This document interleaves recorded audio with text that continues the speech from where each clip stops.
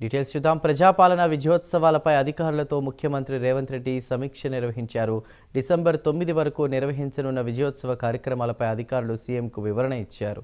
ఈ ఏడాదిలో ప్రభుత్వం చేపట్టిన అభివృద్ధి కార్యక్రమాలను విస్తృత స్థాయిలో ప్రజలకు తీసుకెళ్లాలని సీఎం సూచించారు. ప్రజాపాలన విజయోత్సవాల్లో భాగంగా పలు జిల్లాల్లో ఏర్పాటు చేసే బహిరంగ సభల్లో సీఎం పాల్గొనున్నారు.